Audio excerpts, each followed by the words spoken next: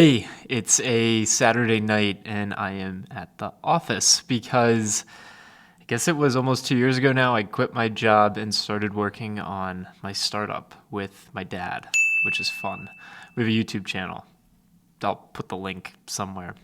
Anyway, the idea behind my personal channel is when I was growing up and well, I guess I'm still growing up. But anyway, as I've grown up, I've always looked up to other entrepreneurs who have shared their journey. Man, I remember this guy, Tyler Cruz, who like blog 2.0, content marketing, affiliate marketing, whatever, back in 2008, 9, like that's what I was reading. That's what I found fun. And so now that I'm in a position where with YAA, the company that I co-founded, now that we're building that business, I thought, why not share it with everyone else? We share pretty much everything, so why not about building the business? So the hope, excuse me, and the goal behind this channel will be to share my journey and our journey. If you're interested in what we do, just YouTube search or Google search YAA. We help people buy cars. That's the whole name of the game over there. Is my dad spent 40 years selling cars, and I never had any issues buying cars because he did the work for me. And now we're trying to get that experience for everyone. The idea behind this channel, though, is to give you like the peek behind the curtain as we've built the business. So I guess I'll share with you in this first video why we started the company or when we started the company and kind of where we are now. And then every week moving forward, I write a weekly update that I share with our staff and with our investors. I'm going to share it on this channel too. Building in public is something I'm really passionate about. I think if you over communicate, you save yourself a lot of potential issues and complications down the line. That's something I subscribe to. So I started the business back in December of 2019. The first ever YouTube video was actually filmed on this iPhone. Got that iPhone because I was going on a trip with some buddies over to New Zealand. It was actually super cool, fun trip. Would do it again in a heartbeat. We went on that trip, and I remember I was on my MacBook Air. It was like my MacBook Air from 2013 or something like that. And I was trying my best to export this video that I had shot in 4K, 60 frames per second or whatever on my iPhone. And it was my dad sitting in a chair with a light emanating, kind of like that light right there. It was like really poor lighting. And he was talking about what happens to unsold new cars. That video on YouTube now has over 1 million views. It's insane. And it's so like, I don't know, it's just classic YouTube, right? Like it's just this guy, my dad, sitting there talking about cars and how they don't just give sit in fields. 1 million plus views. Nuts. But that was how the business started. The idea was help people buy cars. That's what I was really passionate about because I never had a terrible experience because my dad always did it for me. And so I recruited the person who hired me at my previous job, Arash, who's my co-founder. I recruited Arash and I recruited my dad, and I sat him down in a cafe, a really noisy cafe in Silver Spring, Maryland. What's it called? I forget what the cafe is called right now. I'm so sorry. Anyway, sat him down. I was like, hey, we can help people buy cars. I put together a PowerPoint presentation. I'll toss some of those slides up here. And like 18 months, 22 months-ish later now, like nothing has really changed. Like we still help people buy cars. And it's really cool actually to see how the original stuff that we produced, it's the same exact thing today, at least kind of in principle. They both agreed. That's how I got my dad behind the iPhone. We shot the first video. I'm on the plane over to New Zealand, editing this thing, trying to export it on the airplane. It was a complete disaster, but it ultimately got on the internet, and I'm really glad that it did. But some of those original videos actually didn't get much of any leverage. This was right around when the COVID-19 pandemic was starting, so I guess January of 2020, February, etc. Like I had actually quit my job in March of 2020. That was my last day. It was the beginning of March. Started working on the business 3 months in advance because even as an entrepreneur and someone who just wants to like go, like had to be somewhat pragmatic. And we weren't really getting any traction on those original videos. And it was actually a really like crappy quality Zoom conversation that I recorded with my dad. I think it was something like, don't buy a car for 60 to 90 days, something like that.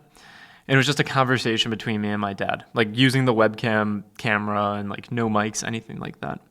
And that video went kind of viral. It got a couple 100,000 views in a few days. And because that video went a little viral, some of the other videos got traction as well. And so the original business model for YAA was not to build a YouTube channel. YouTube was going to be the content marketing to drive to what we then imagined would be a service business. So the idea would be, at least initially, call Ray, who's my dad, or Zach, and we'll negotiate your car deal for you. That business crushed, like absolutely crushed. We used Stripe for our payment processing. We woke up like after like 3 or 4 days after that video went viral, there was $50,000 in the Stripe account. And I was like, what? And we were charging $500, and then we raised it to $750 for people to get the service from us to negotiate their car deal for them. And my dad and I were just like, this is insane. Like, we are too busy. We can't do this. We ended up refunding like $40,000 of those $50,000. The rest of them, like, we actually helped people buy cars and everything. And it was a really good learning experience. But I quickly realized, okay, that's not going to work. Like, you can't scale that business. Trying to negotiate car deals for 100 people at once doesn't work. Like, there's just not enough systems in place. Like, it's really, really, really not feasible unless I think actually it is feasible, which like we'll talk about as you get to know the business and you get to know me. Like, I definitely think it is feasible. You just need partnerships because you can't just make money off of the consumer paying you the fee because it's so cost intensive to actually deliver the service. And you have to have systems in place that will help automate aspects of the whole car buying process. Save that for another video. Anyway, that was like V1 revenue model for the business. YouTube channel's still going at this time. We're still producing videos. Me and my dad doing Zoom calls because he's in New Jersey. I'm back in Silver Spring, Maryland. And then the second iteration of the business was building a tech product. And it's actually kind of like what's in the market right now. We built these reports so you could see how long a vehicle has been at a dealership's lot, what the inventory status is in your area. And that was all just like interviewing my dad and then working with Arash to say, hey, like let's take what's in my dad's head about how you can negotiate and get leverage to negotiate a car deal, and let's give it to the consumer. And so we built that. And it was neat. We actually charged people for it.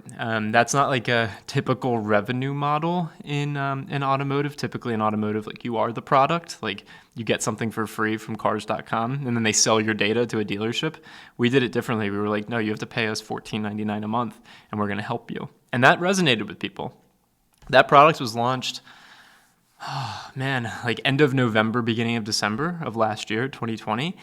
And over 10,000 people have signed up, like, which is incredible. As an entrepreneur and as a startup founder, like the fact that 10,000 people see enough value in something and give you their credit card and sign up for it, it's been humbling and really like validating too, right? That there's a consumer premium product in this space. It was around that time that we also got our initial funding for the business. So YouTube, bow down to the YouTube gods. We bootstrapped the business for a long time off the money we made on YouTube because as we were getting views, we were eligible for running ads, got a sponsor on the YouTube channel as well in the early days. I mean, I joke all the time to my dad, but it's like not really a joke. Like if I had known, like we were making 5 figures a month, between $10,000 and $20,000 a month from a YouTube channel. If I had known we could have done that, I would have quit my job so much sooner. Like, come on now, like making videos with your dad, 10 to 20 grand a month, like that's pretty incredible. I didn't take any money out of the business, neither did my dad until May of this year, May of 2021. So I went well over a year without having any compensation, which is fine. We'll talk about that more in a future video. I only bring it up to say that we were able to bootstrap for a really long time because there was like 15 grand a month going out to designers, developers, lawyers, all sorts of different things. Arash didn't take a salary either, which was really nice. Thank you, Arash. Appreciate that. Glad I could sell you enough on this to moonlight and work on it. But we raised some money. I wrote a check, and we found a group called Flybridge Capital out of Boston and New York, and they wrote a check, and a couple of angel investors as well. So we had about $500,000 at that point, and that allowed us to really kind of give this a shot. More recently, we raised over $4 million, $4.2 million.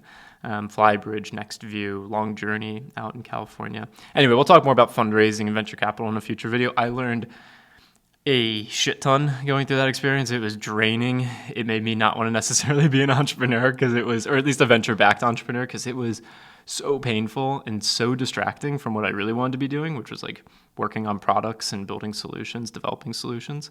But we'll save that for a future video.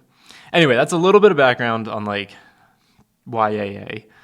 Kind of maybe a little bit of background about me. Probably not. Sorry. But every week, I'm going to do updates, and maybe during the week, I'll also share kind of some of my learnings as I'm going through this experience. We'll talk about fundraising in a video, probably hiring. I've learned so much about hiring. What do I actually do as a CEO? I started seeing someone recently, and she asked me, she was like, "What do you do?" I was like, I don't know.